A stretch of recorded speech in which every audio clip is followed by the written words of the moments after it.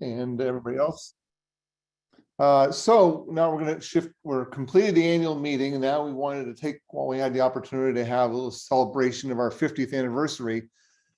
Sure, we would like to have done this in person, so we could sit around and tell stories into the night of all the great things that have happened, UNOLS, over the years, but we couldn't do that because of the pandemic, unfortunately. So we decided to invite a number of people to come in and share a few thoughts, people who had very influential in the UNOLS development, start and then development and maturation over the last 50 years. I think a lot of people here recognize a lot of the names.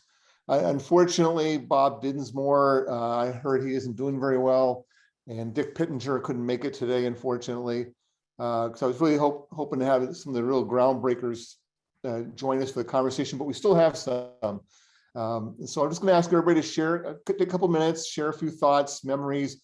Hopefully we can keep Dennis Nixon boxed in a little bit so he doesn't go on, about shit happens. And Mike Prince is going to tell us his life history, I know, since he and UNOLS are pretty synonymous. But anyway, regardless, we look forward to just hearing a few thoughts to help kind of paint the mosaic or that really is UNOLS over 50 years and brought us to the place where we are now, thanks to the work of so many great people.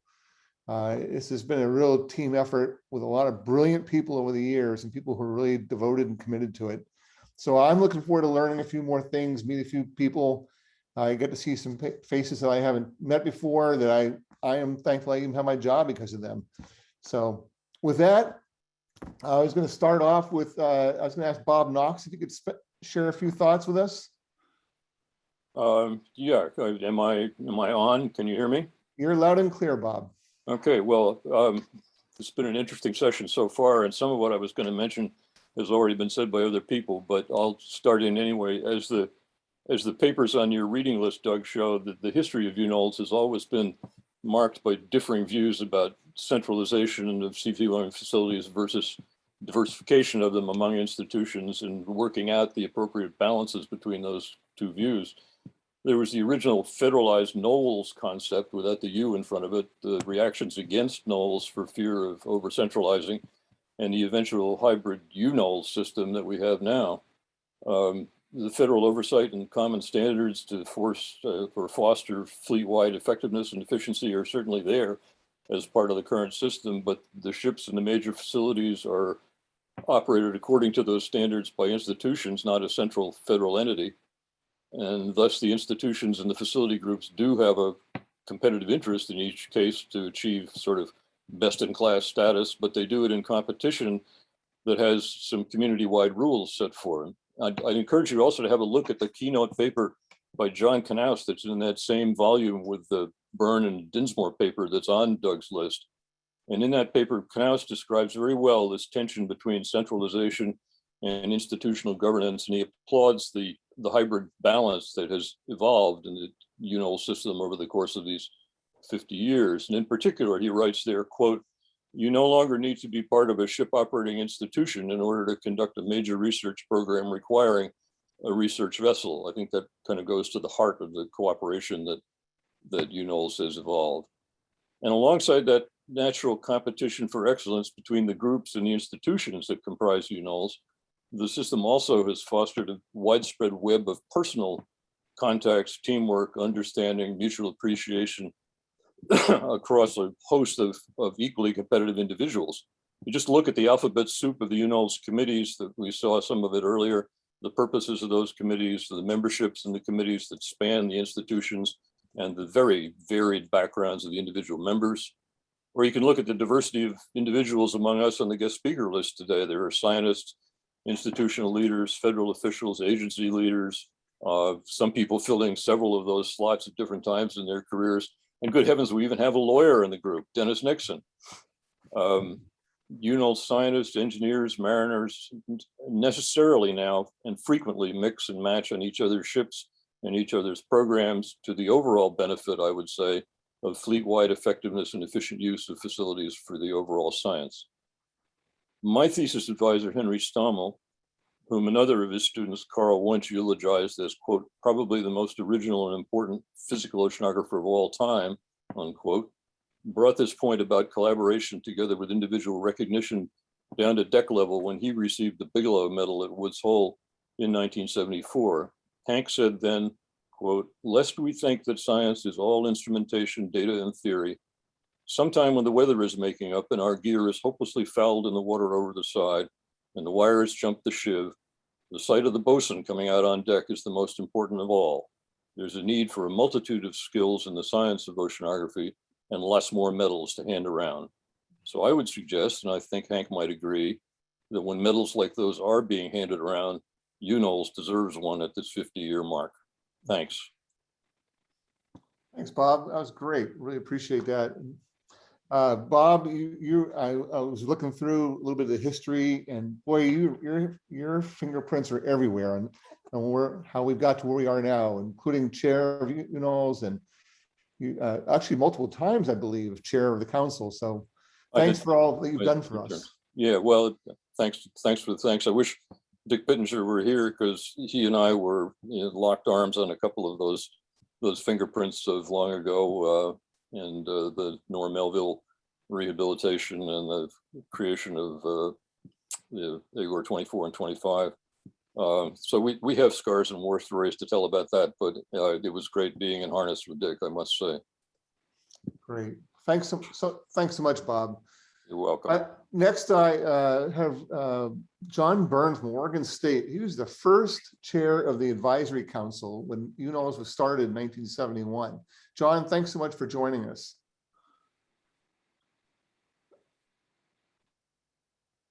I think you're muted there. Maybe we can unmute John.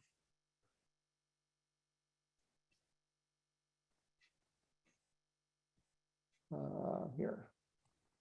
How's that? Is that better? All right, John. Excellent. Yeah. Well, in that list of people that Bob Knox just listed, I think you should include a dinosaur or two. And I nominate myself to be the the dinosaur in charge here.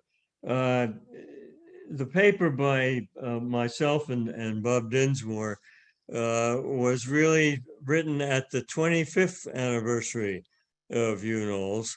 And at that time, they asked me to talk about the origin, so I will.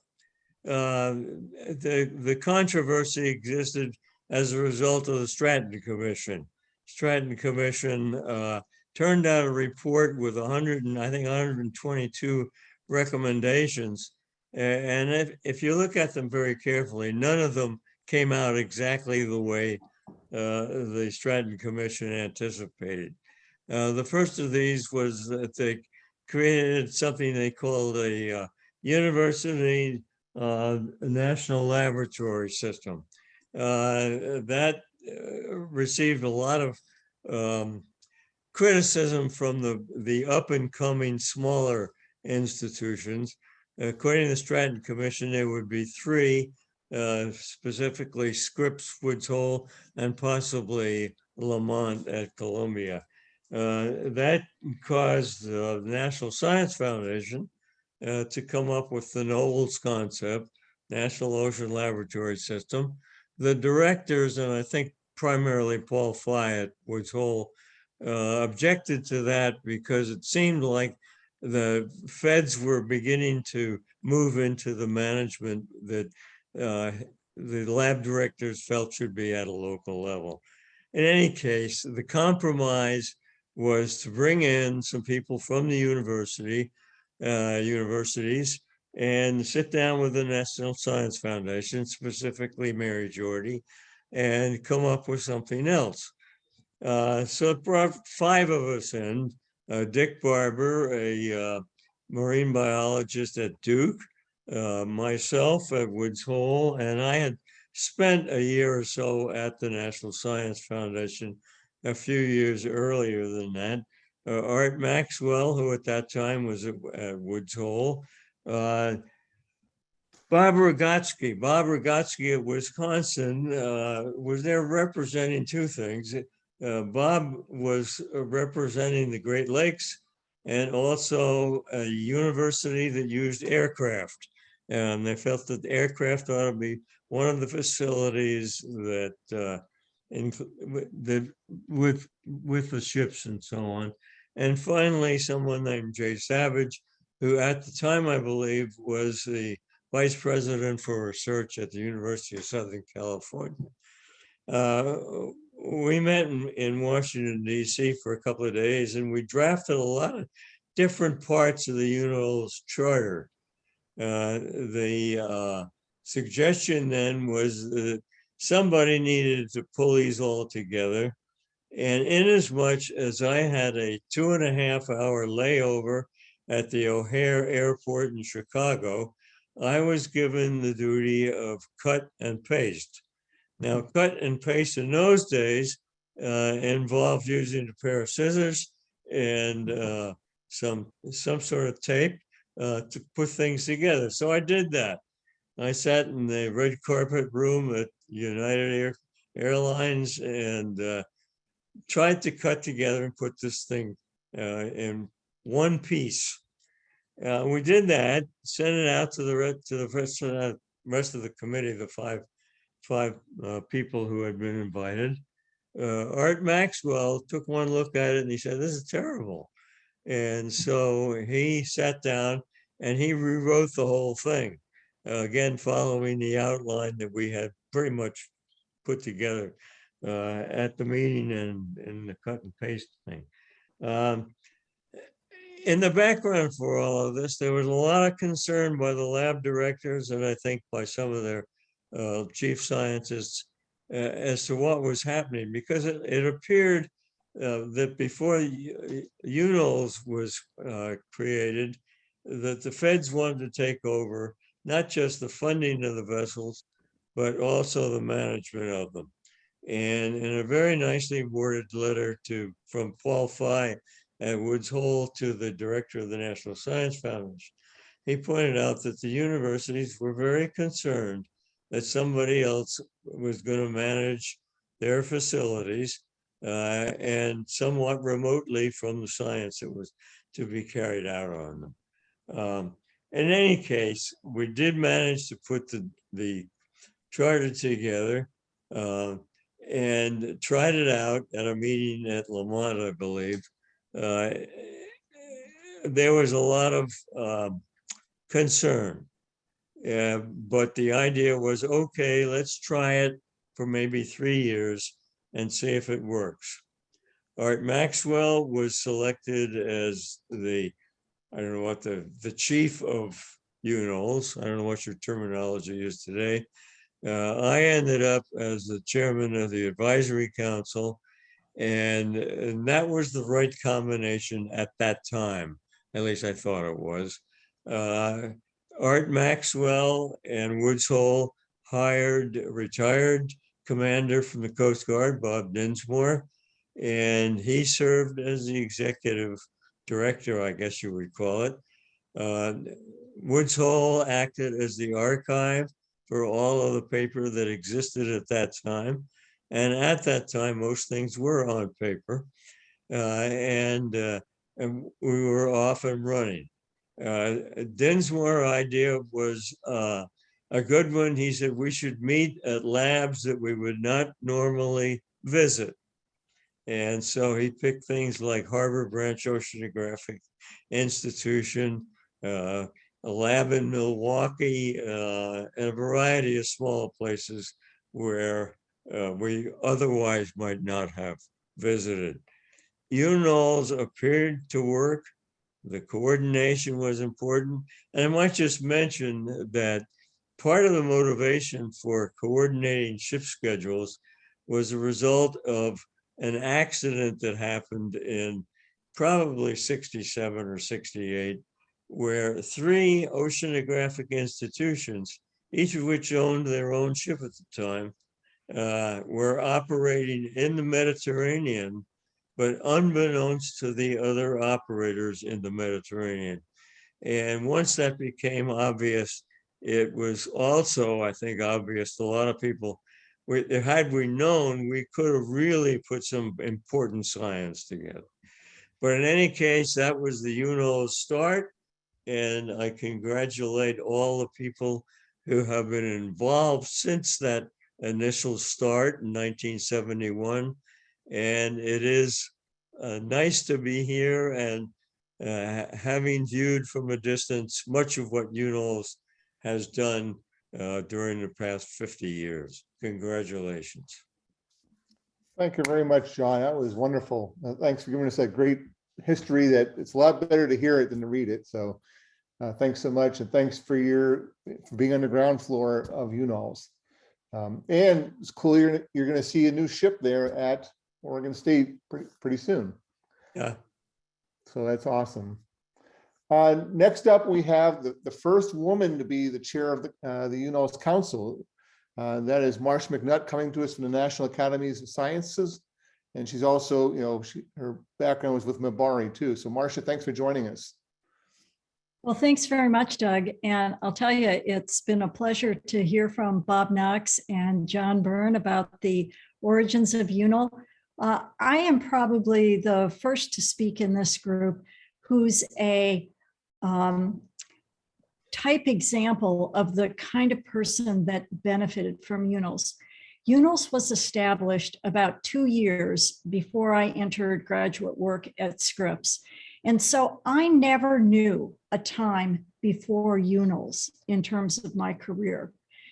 And so, while UNOLS might still have been going through some growing pains, I immediately, starting as a student, benefited from the opportunity to go to sea on ships from different institutions, to take advantage of the specialization of some of the ships for deep sea submergence work, multi-channel seismic work. And in fact, I spent most of my career at an institution that did not own a vessel. And yet I benefited from the ability to write proposals to the National Science Foundation and get time on ships that were logistically convenient to where I wanted to work and that had the right equipment.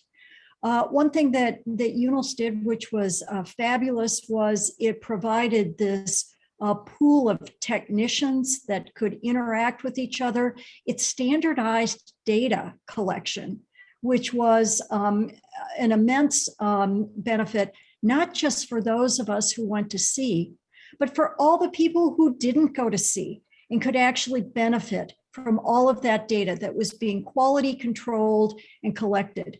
One of my favorite stories, which could be an embarrassment to some people, was visiting a poster paper that some of my friends at Lamont Doherty put together at the AGU one year. And what they did was they took the entire UNOLS fleet of ships and they did a crossover analysis to look at every time a ship from institution A crossed a line from institution B, did they log the same data on time series that weren't expected to be varying in time, such as depth of the seafloor or the gravity at that location? And one thing that these researchers at Lamont discovered was that there was one institution that was always mismatching everyone else. There was a lot of agreement among the UNOLS ships because of this stress on quality control, but one institution that was constantly mismatching. And that poster paper was noticed by the National Science Foundation people in facilities. And within a year, that oceanographic institution no longer operated a ship. And then finally, let me end with just one story from the time when I was UNOLS chair. It was a time when a new class of AGOR ships was being developed to roll out to institutions whose ships were aging and beyond their design lifetime. One of the new design concepts that we wanted to include in those ships was greater attention to accommodating people with disabilities. As you know, going to sea and being on a ship can be a very difficult place for anyone who is hard of hearing or hard of seeing or difficult moving.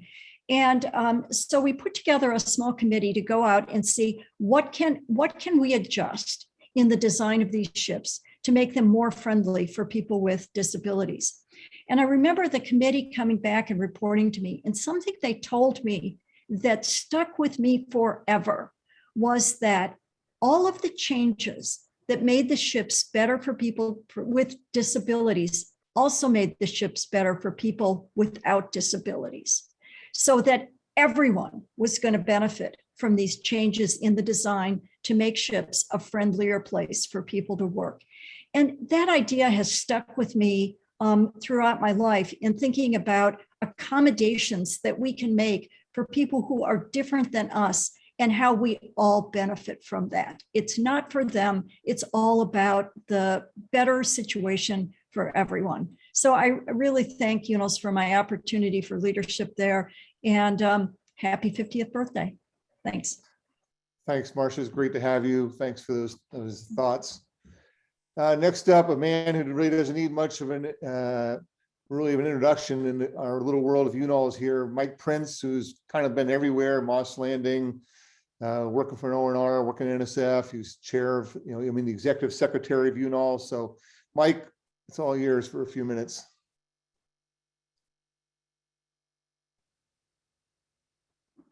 Mike, are you muted? He was here. How about if I start with the microphone on? That's good. Perfect. I've been doing so many Zoom meetings, I've forgotten how to do it. Anyway, I came out of the Coast Guard in 1980 and started working on the vessel in the lower left. And I got my job because one of the crew members didn't like the idea that he had to go to sea with women. And so that position became available, and I took that job. And the beginning of a 41-year career within the UNOLS community out of the 50 years that it's been around. And I've had very many mentors. And so I went from that position to, being able to serve Marcia as the very first woman to become the chair of UNOLS, and also the first person from a non-operating institution to be chair of UNOLS. So a lot of changes in that respect. Some of my mentors included John Martin, who hired me in 1980. He was a paraplegic who early in his career went to sea, and he was very supportive of the kinds of efforts that Marcia just referred to. Dolly Dieter, which I think we're going to hear from later, is also one of my mentors. She was the chair of the Research Vessel Operators Committee in 1984 when I was the captain of the Cayuse and went to my very first UNOLS meeting, predating Dennis Nixon by a couple of years. So anyway, I learned my ropes at a small institution with coastal and regional class research vessels. And I learned by going to sea with a lot of different people that many of whom are on this call, how to collaborate and what was important to the scientists. Next slide, please. That led me to sort of the UNOLS office job and getting involved in science mission requirements and putting some efforts into bringing new ships into the fleet and renewing old ones. And that part of my career with UNOLS has been very, very rewarding. And it's been informed by the mentors, the various mentors and relationships that I've established with so many different people, including a lot of those that are on the call. And so new ships, as Marcia mentioned, we incorporated the guidelines that were developed during her term into the specifications for the Neil Armstrong and the Sally Ride, and they have many of those accommodations. Some of those things were incorporated into the refits for the global class ships. And my new project is a new icebreaker. And one of the things that we're going to do in the next few weeks is to provide specific guidance to the designers on how to incorporate those guidelines for ADA type accommodations. So again, collaborating with a lot of people over many years has provided a good background for figuring out what it is we need to get people to see safely. And my last slide. So I've been a seagoing person for many years. The picture in the upper left is the mizzenmast of the Eagle, with me, Jeff Garrett, and Al Suchy. We were all part of the mizzenmast crew. We didn't know it then, but we wanted to be part of UNOLS in the future. And so, you know, Jeff is the current chair of the Research Vessel Safety Committee, and he was the first commanding officer of the Healy. Al Suchy spent many years as a successor to Bob Dinsmore and Joe Coburn as the Marine Superintendent at Woods Hole. The time in the Coast Guard has led to a lot of experiences that many of us that have been involved in this community have brought to the community. I've failed at retirement 3 times. Retired from being a Marine Superintendent to be with the UNOLS office. I retired from that to help Tim Schnorr and Rob Sparrock with at ONR, and Frank Herr, who's with us today, developing the specifications and the contracts to build the Sally Ride and the Neil Armstrong. And then I was going to retire this year, and the folks at Polar Programs have convinced me to help them with a new icebreaker to replace the Palmer. I can't quit without saying that, especially during the period of time when we had the UNOLS office at Moss Landing Marine Labs, which, you know, it's been at Woods Hole, and it's been at Rhode Island twice, and it's been at the University of Washington twice. It's only been at Moss Landing once, and probably will never be there again, but I never would have been able to carry off the many duties of that position in that office without the help of Annette Da Silva and Kate Sawyers. And best thing about being in UNOLS is the many friends and collaborations that and colleagues that I've been able to work with over the years. So I appreciate this celebration. Thank you. Thanks, Mike. And some great photos, some great history. We're all very thankful for all your huge impact over all these years. I didn't realize there's a total of 41 years so far. That's, UNOLS and Mike Prince are pretty synonymous, I think. With that, next we're going to move on. And Mike mentioned Dolly Dieter, so we're looking forward to hearing from Dolly from Alaska.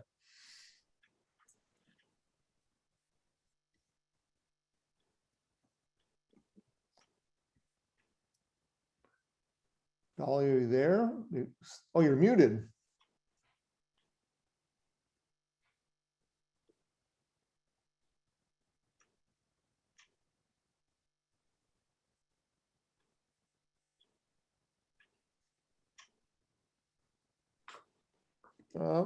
Can you unmute her? I can't. Alice, can you? I don't have that power either. Huh, that's interesting. Good. We can only ask to unmute, but they have to follow through on their end. Yeah. Well, you know, my experience with Dolly is we are never able to mute her. Be careful what you say, Michael. Oh, there we go. That's what I remember. Well, anyway, my time with UNOLS started even before UNOLS started. I dealt with Mary Jordy and Bob Elder even before UNOLS, or they had the meeting that John talked about. Those early days were pretty fun, actually. Tedious, but fun. Mary was a tough bird to follow. She didn't give me much leeway, but when Mary left, she was actually the reason for me becoming a Marine Superintendent. And I think I was the first female in the UNOLS fleet to be a Marine Sup.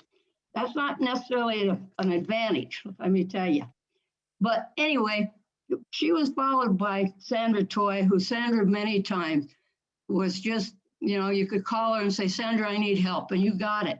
And I think that was the era when, okay, yeah, many of the universities didn't like losing any of their control, but at the same time, NSF was trying to utilize their funds the best way they could. And I think that drove a lot of this. We simply didn't have the money to fund everybody the way everybody needed to be funded, much less wanted to be funded. But following Mary was Ron LeCount. And I don't know how many of you remember Ron, but he was an even tougher bird than Mary. I remember one time I had to submit a proposal for operations in Alaska. And I had to, Ron made me rewrite the proposal because I had too many thes, THEs in it. I don't think ever was quite that bad with the operators when they were submitting theirs. I want to just follow up on this mentor thing. Probably one of the best things with UNOLS was that very thing. I could call upon guys at Woods Hole, Marine Soups, at Colburn, Al Succi, all of those, Bob Dinsmore especially. And you just, they went out of their way to help you get whatever you needed done. But there was also the George Shores for scheduling the UNOLS fleet. George always could schedule the whole fleet quicker than I could think through it. So many of the time, George and I would have long conversations at 6 o'clock at night about, okay, what was the best utilization of the ships and wherever they went. And it is sad to think that John brought up that there was 30 ships in the same place, all doing something different instead of being coordinated. And I think those were the very things that drove NSF to really push for UNOLS. I like to think it wasn't necessarily just federal control, but that they were really trying to get a more, efficient fleet for their dollars. And as we all know, the dollars were always very short. I'd also like to kind of just bring up that, we still have many leaps and bounds to go. The fleet's anything but what everybody would really like it to be. Will it ever be? Probably not. Will the money ever be there for all of it? Probably not. But the thing that I remember most is things for like when we started the RVOC, it really, well, again, it was Ron LeCount said to me, either make it work or get it or close it down. And he didn't mince words with you. So you see what it's turned into. I think every chairman of the RVOC has just added to it and it's growing. Things like ship inspections. Oh man, that was tough. When you had to take not just the ships that had to be Coast Guard inspected, but ships that needed to be ABS inspected, and then all the ships that didn't need to be inspected, but NSF was looking for, safety standards across the fleet. There's a lot of people out there that really made UNOLS work, and I just want to say thanks to all of them. Thanks, Dolly. It's wonderful that you could join us, and thanks to those insights, especially during the time at the infancy when you were such a huge part of UNOLS. And I hate to admit to this, but 50 years with UNOLS, I've got you covered, guys. I was started even before 50 years.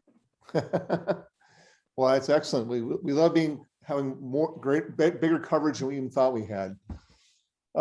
Next up, speaking of their long duration, Dennis Nixon. Hopefully we can keep the lawyer from waxing on too long, but Dennis, great to have you. Are you in Rhode Island or are you down in the tropics? I'm in one of my last days in Rhode Island. I head for the St. Thomas on Monday and looking forward to it very much. Doug, you've cautioned me about speaking too long so many times.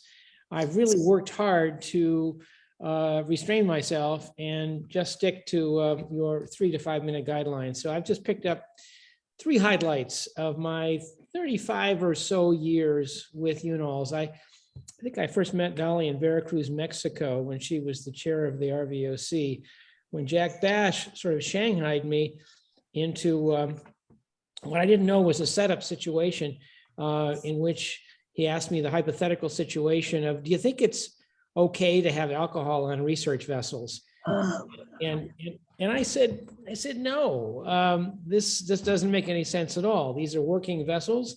The scientists aren't passengers on the Love Boat. This is a serious working environment. They got to be prepared to abandon ship. Would you say this to a group of scientists? And I said, of course I would. So my first move with the community, I thought would permanently exile me from the group because I said it was entirely inappropriate to have alcohol or any other recreational drugs on board. And that got so much publicity. I was thrilled some years later to find in one of the popular Clive Cussler novels of Dirk Pitt, the head of the great NUMA exploration agency. He said, I need a research vessel, but I can't use one from UNOLS because they've just banned alcohol aboard their vessels due to some crazy lawyer's caution. So I took that bit of notoriety and wondered if they'd ever ask me back. Unfortunately, they did, because my theme for 35 years was always safety and the bad things that can happen on board. You know, I want to remember the people who were lost in the Gulf Stream casualty and the Holo Holo casualty in the 1970s, that really brought to the attention of the scientific community the need for running a safe vessel at sea. And that was always my biggest concern, trying to emphasize the safety standards and working on liability issues. And also the insurance issues, which were costing the fleet a lot of money. And Dolly and I worked collectively towards trying to improve that situation. So safety was my number one challenge. Alcohol brought me a lot of criticism, but I was pleased over the years working with our international partners that initially, when they made fun of me, eventually they've all pretty much come around and said, maybe it doesn't have a role in our at-sea operation. So that was what brought me in, and it really carried me through to the end. The second issue that I found really interesting was, I guess it was around 2005, 2006, we began to see criticism of the research vessel community for their activities in the ocean regarding pollution, regarding ship operations. Are ships really clean? What about the physical impacts of dredging and sampling and lander operations and trawling? And this was the era when the Ewing was always getting its research permits denied because of its seismic testing. Chemical impacts, this was back when it was being proposed we dump large amounts of iron in the ocean to see if we could stimulate plankton production. So there was a lot of potential concern here. And I was charged by the group to go to the International Ship Operators meeting, as it was called then, and help develop a code of conduct for research vessels. And I actually Googled research vessels and code of conduct, and I found it's still available on Google if you want to check it out. The 2-page document, which I worked for a week in Qingdao, China in 2007 with a group of people from about 20 countries, and we hammered this thing out together. And it was fascinating to me as a lawyer to be working on interesting marine science issues and trying to get through the various cultural problems of trying to come up with international agreement. It was really one of the highlights of my professional career in international law. And the third thing I wanted to bring up is something that was really one of the more exciting moments I had as a lawyer in my 45 years, odd years of being a lawyer. And that is a real-time question in which a ship captain lurking on the fringes of the Indian Ocean called back on single sideband to the Marine superintendent and said, I've got an issue here. And that Marine superintendent somehow reached me in my office at the Graduate School of Oceanography at URI about 9 o'clock on a Friday night when I was working late.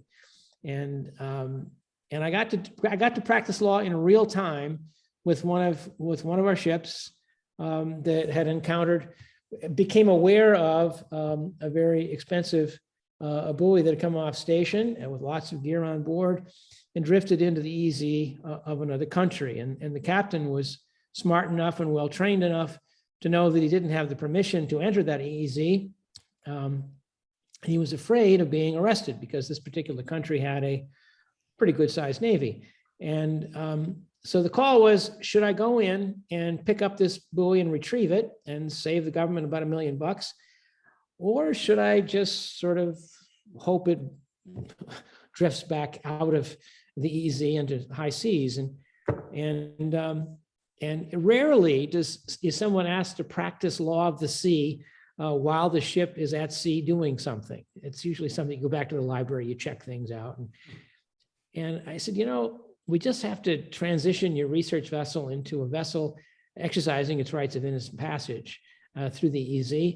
So turn off all your science equipment and make sure you log that and go in there and pick it up. And if that Navy happens to stop you, just tell them that, gosh, there was an obstruction in navigation here and you're getting it out of the water for them. And it worked. They went in, they retrieved it, they got it back.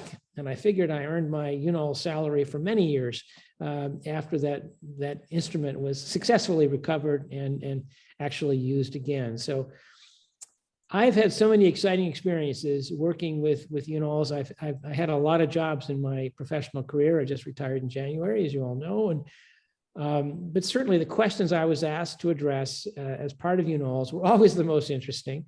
Other lawyers envied me for my client base and that you presented so many interesting problems to work with. And I had a blast working with you for, I think, about 35 or 36 years. I'll never catch you, Mike Prince. Don't worry, you've got the lead. I might be in second place. I don't know, but it doesn't matter. I had a lot of fun. And I even enjoyed working with Mike Prince over all these years, despite his continued reference to his seniority. It's been a great pleasure to work with all of you, and thanks for this experience. And I think the 50th anniversary of UNOLS is a great thing to celebrate, and great to see all of you again. Thank you. Thanks so much, Dennis. Great to see you. Thanks for those great comments. And I made those comments about time out of respect for your great speeches that we always hung on every word and look forward to every year in our big meetings. So thanks for joining us today. It's great to see you. Pleasure. Next up, I asked Brian Mitson for a few comments. Brian's been in NSF for quite a long time. I think longer than his looks tell us. But Brian, any thoughts you wanted to share? Yeah, and they've changed a lot over this last half an hour, and I'm really moved by this crowd and the talk of mentors and leaders. And you know, it strikes me that I've had the privilege to work with and for pioneers in this field, and including exceptionally competent and strong women who I've worked with and for, and that continues. And Dolly, hearing your voice is a real pleasure for me. Someone I consider a big mentor. Dr. McNutt, we don't really know each other, but I plan to take away from you, steal from you, that comment about how the improvements we've made for accessibility for the new ships is an improvement for everyone. That means a lot to me, and that's a big takeaway. What I've learned from this group and from everyone here is that it's important to enjoy what you do, and I think I've learned to enjoy this job from this group as much as anyone can. I know I'm just a half-time, so you know we've had all this experience here. My first UNOLS meeting was 1996, so 25 years ago, preceding my coming to NSF 20 years ago, and then I'm in my 15th year working in the facilities section under Bob. It's been a remarkable opportunity, and I can't express my gratitude to UNOLS and to this community enough. And I still enjoy going to sea, despite Dennis. Thanks, Brian. It's good to see you. Thanks for joining us, and thanks for all the great work you do inside the Beltway in DC, where it's a pretty thankless job, but we all appreciate it very much. Next up, I asked Clary Reimer to join us from from Oregon State, because Clary has been a long time user of ships of the academic research fleet and all that UNOS does. And Claire's had a lot of big roles, including running the Fleet Improvement Committee, working with Mares, and also running the RCRV program now. I mean, and also initiating the Chief Scientist Workshop program for developing young scientists into chief scientists. So I thought Claire had a huge impact in our world, and I thought it'd be nice to hear from Claire. Claire, are you with us? Yes, I am, Doug. Thanks for the invitation. I really would just like to put out a plug for that Chief Scientist training program that we did start in 2009 at the Improvement Committee in recognition that we were not seeing as many early career scientists utilizing the fleet, and there seemed to be an access problem and not as much sharing of information about what it takes to lead a cruise. And as one of my partners in the program, Daryl Swenson, said, take a cruise from cradle to grave. So it was really a great experience to team up with the UNOLS office and Don Alberts to start that program, to run workshops where we informed eager early career scientists and graduate students about how UNOLS worked, try to demystify the whole process that had been created over those decades leading up to then. And to welcome more people into it, to make them have confidence that they could also lead cruises. And I think it has been a very successful program. It's been very unfortunate that the last couple of years with COVID, we haven't been able to do that as a community. And just this last couple of weeks here at OSU, we've been having lots of job candidates for new positions for seagoing oceanographers. And you wouldn't believe how many of them ask, well, what happened to the chief scientist training program and how do I sign up? So I do hope that as a community, we continue to nurture our early career scientists and bring them in and make it a welcoming community for everybody. So thanks. Thanks, Claire, and thanks for your great leadership, and especially that really critically important program. And I too, I the whole UNOLS office, we look forward to bringing that program back as the conditions from the pandemic start to get better and better. Next up is Frank Herr. Dr. Frank Herr from ONR for many years, owned the oceanographic reefs, the Agors for 21 years, I believe. So Frank, it's great to see you. Thanks for joining us and look forward to hearing what you think. Excuse me. Well, it's great to see you guys. And I want to thank you all for letting me sit in on this annual meeting and listen to the updates of how everything has been going. It's just great to see all this, and also to see all the folks here that I've known over the years and yet haven't been able to see over the last few years. So this has been, it's a terrific opportunity. There's lots of things I could say about UNOLS, and I could probably go on longer than Dennis and Nixon about this, so, but I won't do that. There's stories about a stowaway that we had on one UNOLS ship one time. Another story about the rescue of about 15 people at sea who probably might have died if the UNOLS vessel hadn't stopped to rescue them. There's great engineering stories about Z drives, and we could go on forever about that. But I really thought I would actually say something about the one issue that occupied me over at least 20 years, which is the renewal of the Navy ships.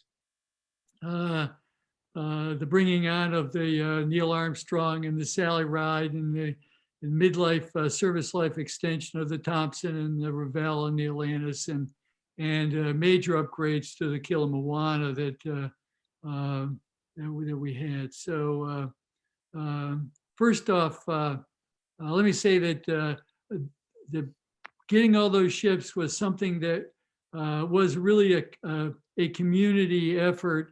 Huge amount of justification going on at all levels, from Congress down to agency officials, and also bringing the community together as to what it is that we really wanted and why, and what the alternatives could be and whether they had any merit relative to those choices that we had made. That was always interesting, always exciting.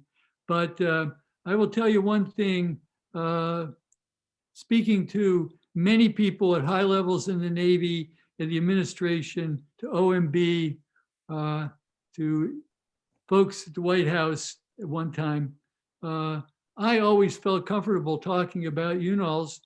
And the reason was because it was a quality product, and it was something that hung true to all the different issues of justification that we had for it. I never had to exaggerate at all about the quality of what the UNOLS collective brought to oceanography. Three things about that. First off, I always said that a major part of UNOLS was best practices. The collection of best practices, engineering practices, operational practices was just superb and a hallmark of what it was we did. In the Navy, there's such a thing as a type commander. This is a person who pays attention to a particular type of ship across the fleet. And they have these kinds of organizations that watch over how the engineering practices of these ships are done. UNOLS had exactly the same sort of thing. So it was an easy discussion with a very large number of admirals that I talked to about what it was that UNOLS did, and how we operated these ships, how we paid attention to the best practices for all of our work.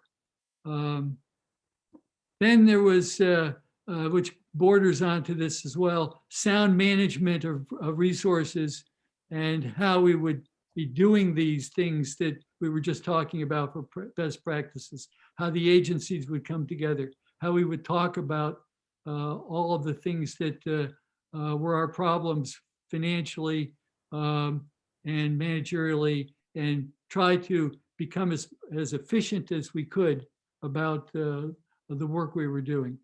And finally, along those lines, it was the issue of transparency of ship costs and how we could sustain ourselves year after year. This is a celebration of 50 years of auditability of ship costs and no overruns on these ship costs.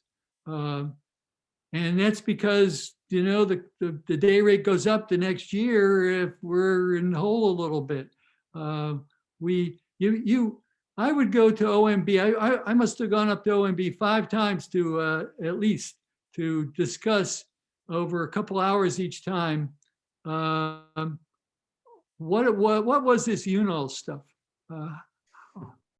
What does it make any sense?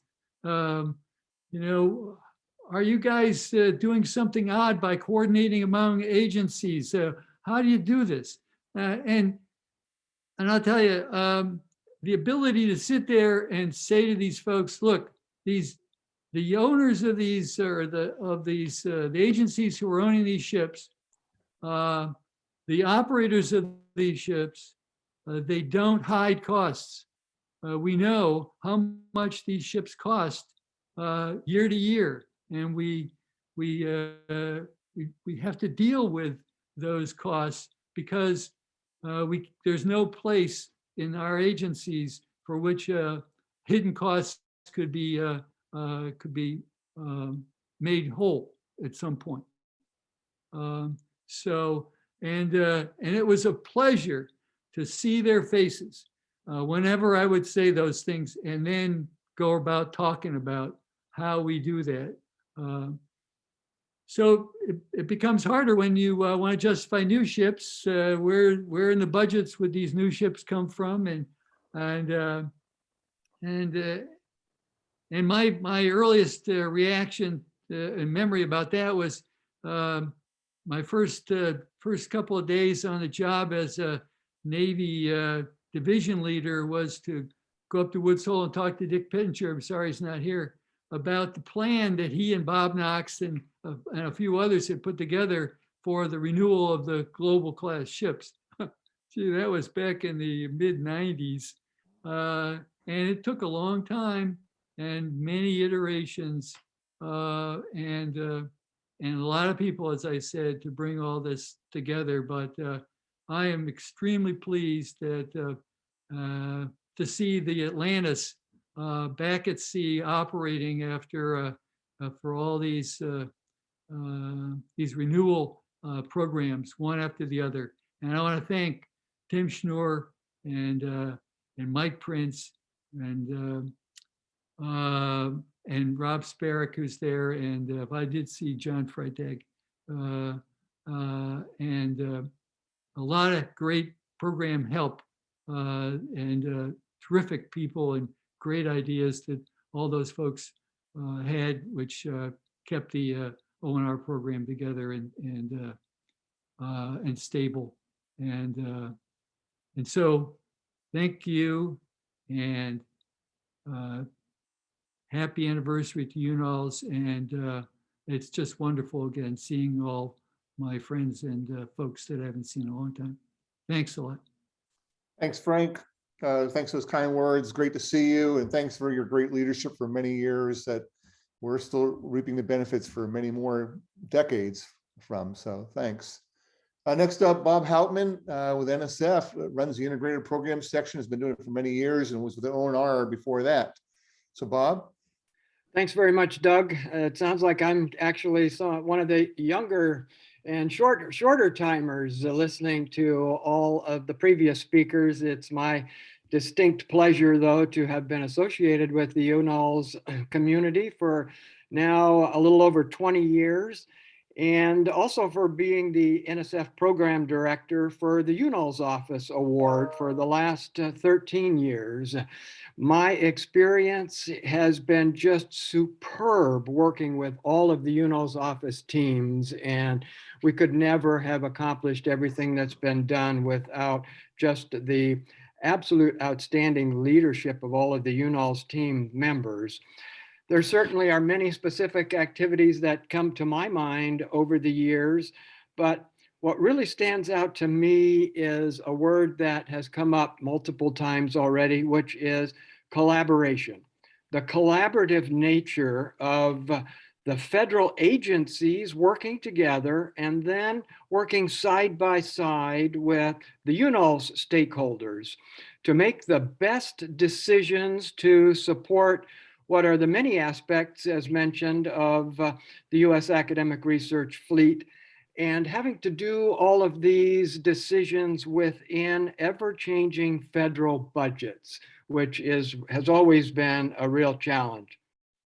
I'd only like to mention one specific aspect, and it kind of tags along with what Frank was talking about, which is something that we were and have been relatively recently, if you will, if you want to consider 15 years relatively recently, closely engaged with so many others that are on the call.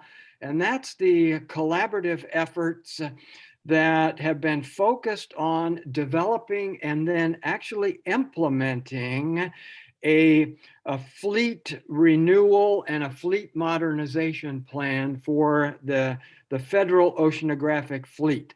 And the focus there has been very successfully on right-sizing and modernizing the ARF.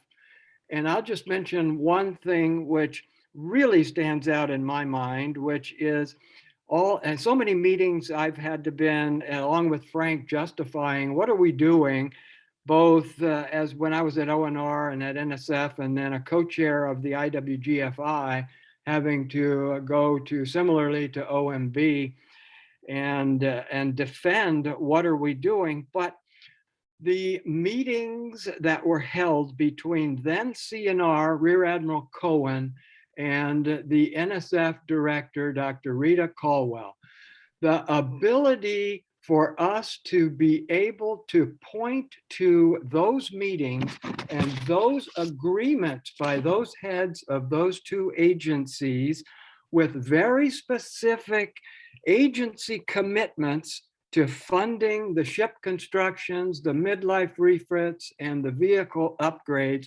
To me, if we hadn't had those, we would not be where we are today in being able to say that we have what I consider to be a relatively lean and mean 18-ship fleet right now.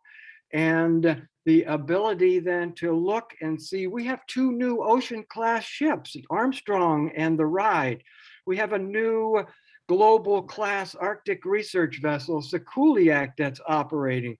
We've completed 3 major general-purpose global-class research ship midlife refits that have extended 12 to 15 years more life on these ships, as well as a new local class replacement ship there at UW. And Alvin is at sea and doing 6,500 meter dive certification work. So anyway, to me, just to wrap up, there's no clearer evidence in my mind at the success of the UNOLS and federal agency collaborations than what we are seeing today. And I agree, I congratulate everyone that has been able to get us to this point, and I look forward to continuing those collaborations. Thank you, Doug. Thanks, Bob. That was great. Thanks for your leadership and continued unwavering support to our whole community. It's a pleasure for all of us to work with the NSF team under your leadership. Next up on our list is Deb Steinberg from Virginia Institute of Marine Science. Deb was the second woman to be chair of the UNOLS Council. And she also was really instrumental in the stand-up of the MARAS, or Maintaining an Environment of Respect Aboard Ships Committee, and the great work they're doing now. Deb, it's great to see you. Great, thank you. Thanks for having me here. This has been a lot of fun listening to everybody. And so happy 50th anniversary to UNOLS. And I thought I'd offer just a short reflection about both my very first and my most recent experience with UNOLS, sort of bookending a span of not 50 years, but maybe 35 years or so. So first, the earliest. So in a sense, I really feel like I've been a part of UNOLS since I was 21 years old, when I was a college student and sailed on my first research cruise on the Endeavor. And it was one of the most transformative experiences of my life. You know, there are people on that voyage that I still collaborate with and am friends with today, and many others since. A number of you are here. And, you know, I've also been bringing students on research cruises all over the world on UNOLS vessels. So the first point that I want to make is that UNOLS is so much more than coordination and serving the academic fleet. It's, you know, really fostered an untold number of careers in ocean science and supportive of ocean science, and will continue to do so. And, you know, that's even if there are no longer swim calls, which was my favorite part. Okay, so this fast forward 30 years for me, when I became a member of the UNOLS Council and eventually UNOLS chair. And which brings me to the second point I wish to make, is that I really appreciate how UNOLS continues to evolve and mature. And for example, the MARAS committee that Doug brought up, that addresses issues of maintaining a respectful, civil, inclusive, diverse environment aboard research vessels, and addressing issues of very important issues of personal safety, and also just basic quality of life at sea. And I agree with Brian, it should be fun and enjoyable doing your job. So I really look forward to seeing what is to come. And I want to leave you with something that as I was sitting here, I was looking up, I found this on my desk, and you can see this. This is actually a rubber replica of a brain.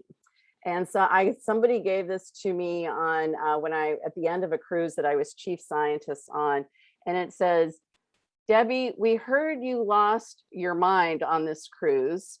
Here is a new one. Love the creatures of the deep.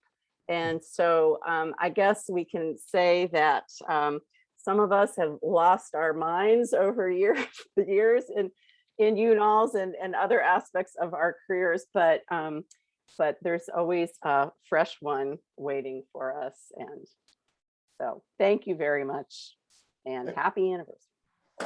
Thanks, Deb. It's great to see you. Thanks for those comments. I could use one of those new brains, please, if you could send me one. So moving on, so we got a few more people to visit. Chris Measures, I know you have a few thoughts to share with us from Hawaii. It's great to see you. Hi, Doug. Yeah, well, first of all, thank you for having me. I'm a seagoing oceanographer who spent more than 4 years at sea, so I have vastly benefited from UNOLS ships. But I've also been on the ships of several other nations, so I'll come back to that. I have some comparisons as to how they're run as well. I mean, I think the fact that we're having a 50th anniversary is itself a testament to the forethought that went into the founding of UNOLS and the stewardship of the organization along the ways. If you think about it, UNOLS is an incredibly strange organization. It brings together a lot of disparate groups who have very, very different backgrounds, and yet it works. And I'll come back to why I think it works. I mean, we have ship operators, technicians, science users, and funding agencies who have very different backgrounds, and they come together under this umbrella, and they work, as Bob Hauptman and many others have said, in a collaborative nature. And that is why UNOLS is so successful. It's a collaboration where people subsume their individual agendas for the greater benefit of the whole community. And I think that's something that we really need to sort of think about very much, especially, you know, in times where there's a lot of sort of divisiveness going on in society. We need to realize collaboration actually works much better than some of this other stuff. I mean, it's all been run by executive secretaries who I think must take a lot of credit. Over my time, first on FIC and then on the council, I remember Jack Bash, of course, Mike Prince, John Alberts, and now Doug Russell. I mean, you've all been great stewards of this organization. And of course, you know, we can't talk about the executive secretaries if we don't talk about Annette De Silva, who has been the person who's kept us all in order. I mean, let's face it, these people are dealing with a disparate group of people. And let's face it, trying to keep control of scientists is extremely difficult, and keeping them on time and everything else.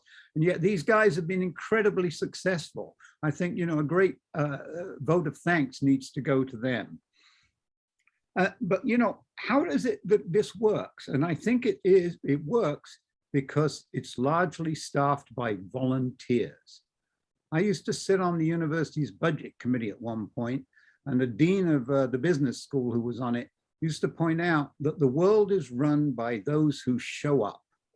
That basically a lot of people like to carp from the sidelines, but they don't actually want to do the work that is required to make things actually run.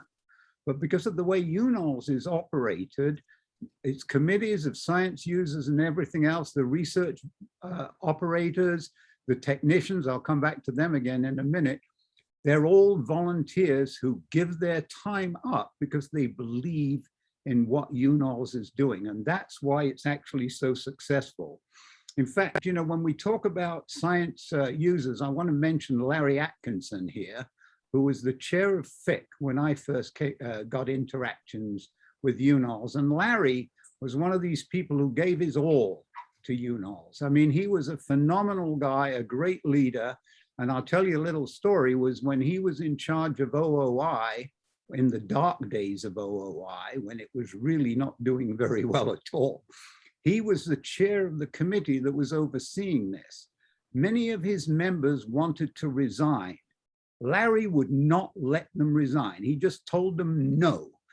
And in fact, he went on, and I remember a meeting he ran in New Orleans at some ungodly hour in the morning, like 7:30 in the morning or something, where we all came together in this room. And there were a lot of people who were very upset at that time.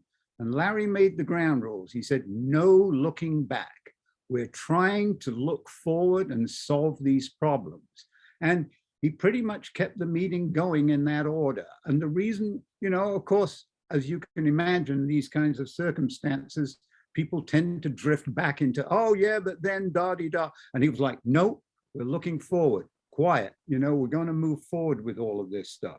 So Larry, I think, is a perfect example of the volunteer spirit and how it sort of contributed to the success of UNOLS. And this is also true for the other committees as well. You know, the Research of Vessel Operators Committee, I mean, they have this incredibly difficult job of ship scheduling. This is what Bob Knox mentioned about the competition between the institutions. But nevertheless, there has to be compromise in order for this to work. I realize sometimes that's probably very difficult, but every year they manage to do it. And I think that's a testament to the quality of the people who are on those schedules. But I also want to mention the res techs. Now, as a seagoing oceanographer, one of the things I know is that most of the people coming out of their PhDs and going to sea know absolutely be all about how to get things over the side of the ship and get it back safely. The res techs are an incredible group of people who have to deal with people, some of whom think that just because they've got a PhD, they know more than anybody else in the world, but they actually know nothing about some of these issues. So they're usually generally extremely patient with those people. And I have to tell you, I have learned so much about going to sea from that group of people. And I must say that when I was UNOLS chair, much as I disliked being on all those email lists, oh my God, the number of emails you get is unbelievable. The ones I really enjoyed going through were the res tech ones, because when you looked at those, what you saw was a community that was helping each other. There'd be someone would email from sea, oh my God, this thing's going wrong. I don't know what's, anybody else have any experience? And suddenly there'd be a flood of emails from the other tech saying, oh, try this, try that. They're a community that try to help each other. And so, you know, that way they manage to solve the problems. So we're a community despite the problems that we have and our disparate backgrounds. And we come together to make this stuff work. And so I'm very proud to be a member of that community. But one of the things I do want to say, just to finish with, when I was, I think, chair-elect, I got invited to China to give a talk about UNOLS. It is the weirdest meeting I've ever been to in my life. I was the only non-Chinese person in the room. All of the Chinese ship operators were there. I gave the only talk that wasn't in Chinese. Fortunately, I had a good friend of mine sitting next to me who could tell me what was going on. The reason the Chinese invited me there was a certain colleague of mine in China who's worked in the West realized the way the Chinese operate their ships is not that good. And he is trying to persuade them to adopt something that's like the UNOLS system. Whether he'll be successful or not, I don't know. But he realizes that we are doing it well. And I must say, I've been on the ships of many other countries, and the UNOLS vessels are the best I've ever sailed on. And that's no joke. So I think, you know, what I want to say, if imitation is the sincerest form of flattery, then there you go, right there. The fact that people want to copy UNOLS tells us we've got a successful system. It doesn't mean it can't be changed and improved, as any system can be. But my God, it's working well for 50 years. And I want to just wish UNOLS another 50 years of great success. Thanks. Thanks, Chris. That was a great talk. I really appreciate hearing from you. It's great to see you again. And your imitation is a great form of flattery. So we appreciate that. Next up is Jim Swift. He's been waiting patiently to kind of go something. Jim goes back to the start of AICC. He's been using the ships for years. And then he came back to lead the FIC community as well. So Jim has been so interwoven with our activities. Jim, we look forward to hearing what you think. Well, thank you. I'm just going to talk about the AICC a little bit. In the 1990s, this goes back to the 1990s, the Coast Guard had started building an Arctic research icebreaker, which was had unprecedented capabilities. And at the same time, the science community was almost desperately seeking such a ship, but the relationship between the Coast Guard and the science community was not going well. So I was approached 25 years ago by the National Science Foundation, who worked with the Coast Guard and UNOLS to establish a committee to provide scientific oversight related to Arctic marine science support from US icebreakers. That was the Arctic Icebreaker Coordinating Committee, the AICC, which first met in September 1996. What dominated our initial agenda was the need to help assure that the Healy, which is a ship already under construction, met science needs, and also the need to establish a cordial, effective, and lasting working relationship between the Coast Guard and the science community. Everyone soon committed to working together well, and the AICC has been, I think, a great example of what UNOLS can accomplish. Next slide. All right, just 2 slides here today.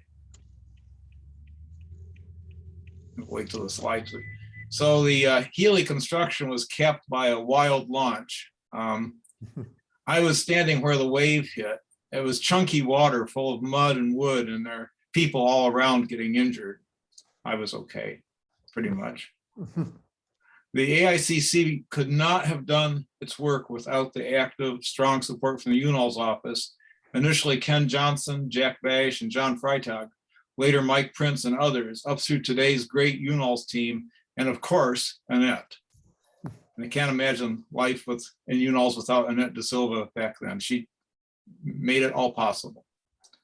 The common thread to the AICC's success from the first meeting to where we stand today lies in the efforts of diverse communities who have pledged to work together well for 25 years. So the AICC story is a reminder that while outwardly UNOLS may be a ship business, we are engaged in a people business. And looking ahead to the next 50 years, I would say that the future of the academic research fleet, including ships such as the Healy, depends on UNOLS' continued role in engaging, mentoring, and providing opportunities for an ever-widening, ever more diverse community who will use, support, and operate the ships. Thank you. Well, thanks, Jim. That was awesome. We're so happy you could be here with us today, and thanks for all your great leadership over the years. We have quite a debt of gratitude to you for your impacts in many different ways, especially in the Arctic, in the Icebreaker, and the Healy, but also in the Fleet Improvement Committee and many other places. I missed Jim Hollick before, is my bad. So Jim Hollick has a chance to jump in. Jim always has some great comments, but Jim brings such a wealth of experience in his days as a tech, and he's been in a lot of places around the world. So Jim. Okay, I don't have any great stories like most of my esteemed colleagues and mentors here do. And my gosh, giants in the field, all of you guys, most of you anyway, and you're all here in 2-inch boxes on my screen looking at me. It's a little frightening, but all I'm going to say is basically what I say pretty much every day, and that's relax. Everybody relax, the check's in the mail. And if you have more questions, call Rose DeFore. She has all the answers for you. So I want to say happy birthday to UNOLS, and particularly to Dennis Nixon, who is responsible largely for my sobriety. So cheers to UNOLS for 50 years. Cheers. Thanks, Jim. It's always great to have you part of everything we do. So, and thanks for your support to the community is just amazing. Especially the techs and the scientific, outfitting and instrumentation of ships we couldn't do the science we do without you. So we greatly appreciate it. And next, after a lot of buildup, obviously during the day, and talk about a name synonymous with UNOLS, Annette De Silva is joining us today from Rhode Island, which we're so thrilled to see her. Annette, welcome back. Hello, everybody. Thank you so much for having me join this group. And I want to give a really big shout out to Doug and Alice for bringing this whole group together, this amazing UNOLS community and UNOLS legends. It was such a privilege to be invited to join you. So I had a really well planned out talking points, but everybody took them already. So I'm going to jump around a bit. But what I wanted to talk about, I started with UNOLS in, I think it was 1990, I'm sorry.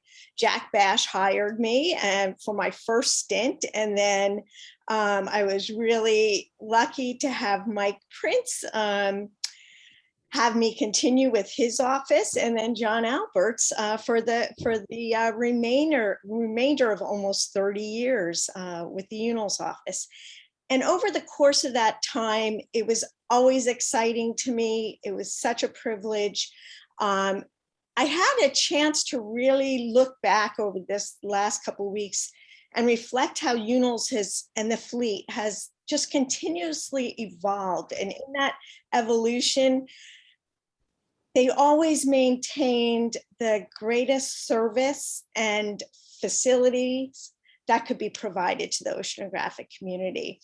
So back in the 1990s, when I first was with UNOLS, the fleet size was, I think, peaked at 28 ships during that time.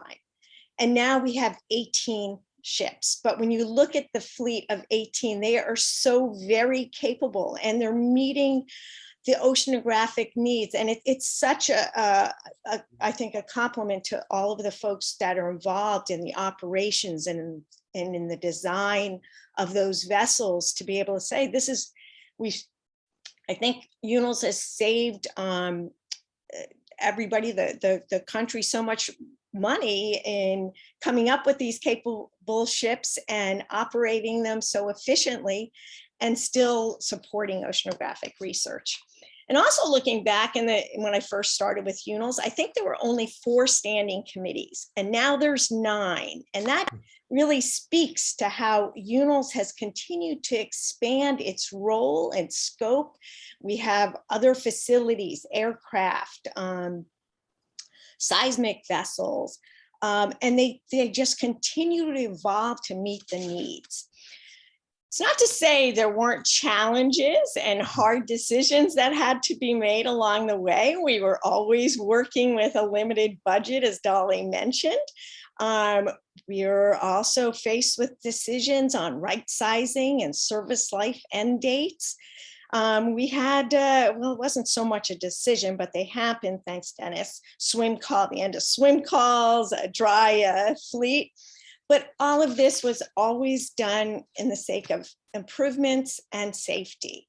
And it's just, looking back, the civility and respect everyone had towards each other, the community, the UNOLS organization, agency representatives, working together to make these difficult decisions. And then looking back over since the start of UNOLS, there were countless studies, plans, projections, handbooks, reports generated. We had the fleet improvement plan and all its updates, science mission requirements for every class. There were the safety standards, which continue to be revised. Hull evaluations, remember the X-Craft, variety of workshop reports, and of course, the winch and wire handbook, which has taken on a life of its own over the years. And we couldn't go without a meeting for decades without talking about the winch and wire handbook. I'll come back to that in a minute. One thing I really appreciated about UNOLS was how it continuously reflected upon itself, its operations, its organization. And they did this by engaging the community through post-cruise assessments, debriefs, community surveys, town halls. They formed special committees such as Maris. They really tried to engage the community, the operators, crew, technicians, and listen to what they had to say and use their feedback for improvements. And it's not always easy to reflect upon yourself, but UNOLS has always done that. UNOLS really has set the standard for so many other marine organizations, and that's a huge compliment to UNOLS. like it's been said before, so much of what UNOLS accomplished was by volunteers. I personally learned so much from these volunteers, the council chairs, the committee chairs, all of the volunteers. I just want to say thank you. I learned an awful lot from you. It's been such a great opportunity, and I feel so lucky to have had the opportunity to work with all of you. So I'm going to change directions totally for a second. Christmas is coming. And as you may know, you may have heard in the news that we have an artificial Christmas tree shortage that's expected. Well, I think UNOLS might have a solution to this.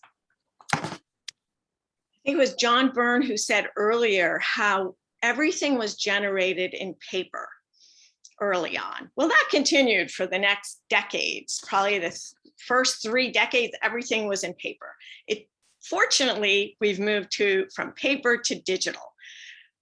That said, there's still a lot of paper hanging out there. Doug probably has pallets of it. So I came up with a possible solution to the Christmas tree shortage. This is the winch and wire handbook. Christmas tree.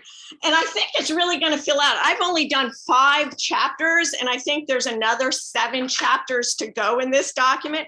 So if you can't find a Christmas tree this year, just call Doug. He'll send you your copy. Winch and wire handbook, and you can start folding. Thank you, everyone. Happy birthday, UNOLS. You look great for 50. Thank you, Annette. That's awesome. Thanks, Annette. That was awesome. We'll get our order in for those. We'll start sending them out to everybody. The UNOLS emblem on them. That's awesome. It's so good to see you, Annette. We all miss you. We all love you. So great to have you here.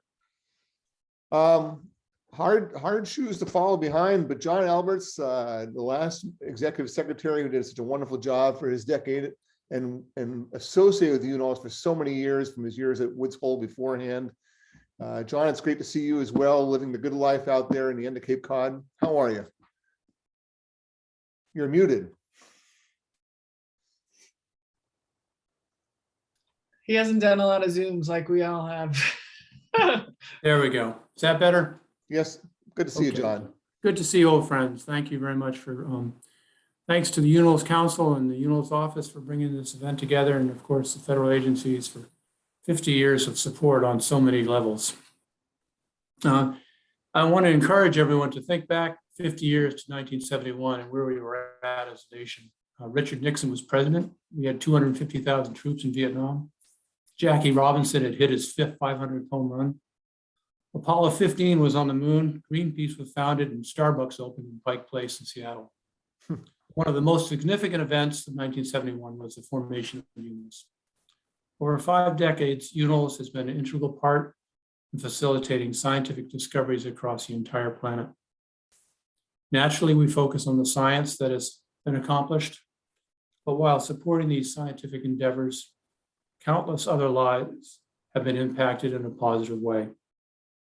On a personal level, UNOLS and the UNOLS institutions and CHIPS have given me a 3-week relief AB position in 1981 aboard the Endeavour, turned into 9-year assignment, ending as relief master. Provided the experience to be able to work in Antarctica as an expedition leader in the Southern Ocean JGOS program with 11 cruises on the Nathaniel Palmer and the Roger Revelle. It gave me the experience and training to learn the intricacies necessary to be a scheduler, a cruise coordinator, and a valuable member of the Marine Operations Department. It gave me the breadth of knowledge necessary to become the UNOLS Executive Secretary. But most importantly, it rewarded me with a 40-year career from when I graduated from the Maritime Academy to do the kind of work that I could be proud of each and every day. And it's hard to think of an occupation where you can go in every day and say, I'm proud of what I'm doing. And going forward, UNOLS can take confidence in knowing that the organization has 50 years of experience to successfully evolve to meet whatever the challenges that arise. The ability to bring together competing interests which results in beneficial outcomes on countless fronts.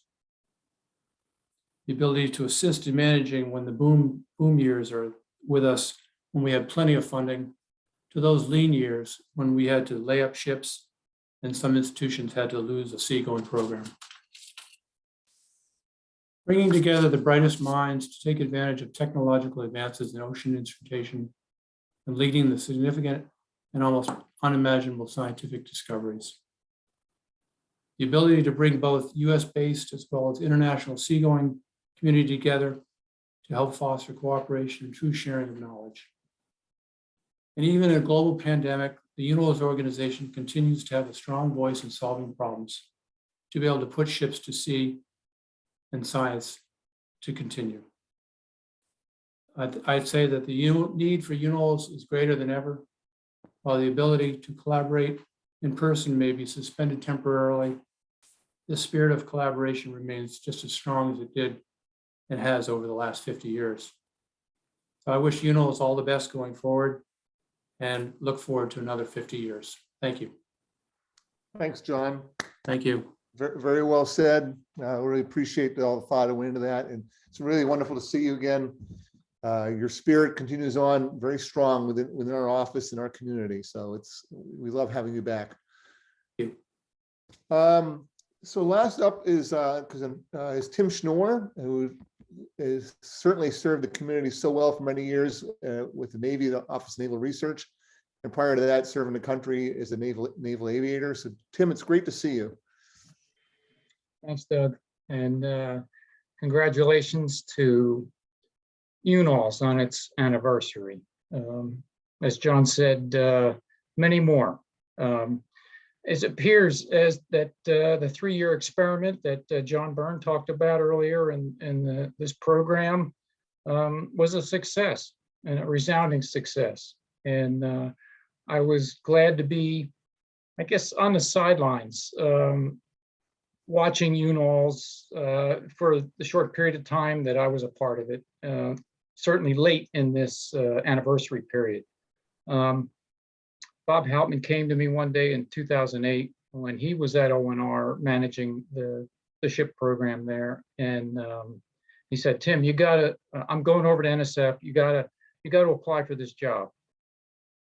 It's great. It's a one-man show. You're going to follow in the footsteps of great people like John Freitag, Sujata Milik, Annette De Silva. Who knew that Annette was at ONR at one point? Not too many people, I think, but even Annette has managed the Navy's program. So it was just great. I got to work under Frank Herr, who, as his description of what it's like to work inside the Beltway, inside of the Washington area in support of the UNOLS vessels. And it was so great to be working for Frank at that time. Provided a lot of cover as I was trying to understand what the program was about with the academic research fleet and UNOLS organization.